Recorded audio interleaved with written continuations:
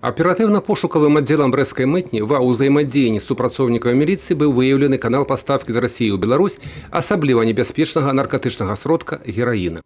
Так, осенью оперативно-поисковым отделом Брестской таможни, располагающейся в городе Пинске, была получена оперативная информация о поступлении на территорию Пинска героина.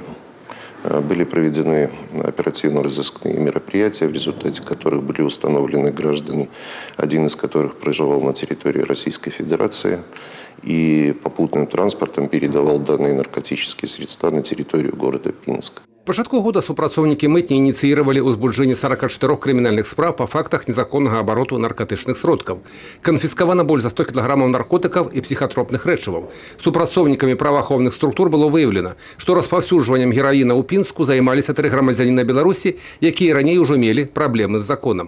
Проведенным предварительным расследованием было установлено, что житель города Пинска 1977 года рождения перевез на транспортных средствах через государственную границу на территорию Республики Беларусь особо опасное наркотическое вещество героин массой более 20 грамм, который впоследствии расфасовывал по дозам и реализовывал путем так называемых закладок.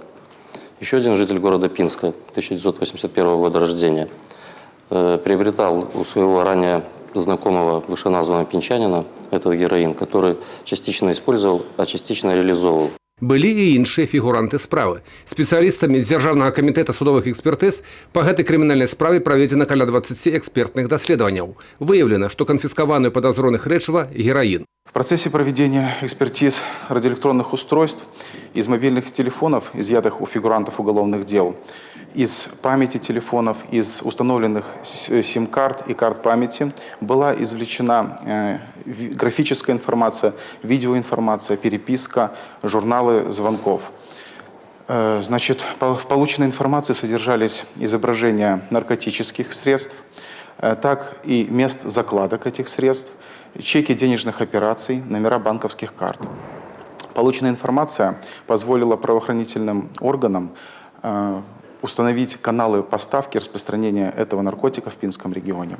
Затрыманым па факце распаўсюджвання наркотычнага сродку гераіна пагражае пакаранне да 15 гадоў пазбаўлення волі. Юрый Печур, Уладзімір Казакоў, тэлерадыёкампанія «Брест».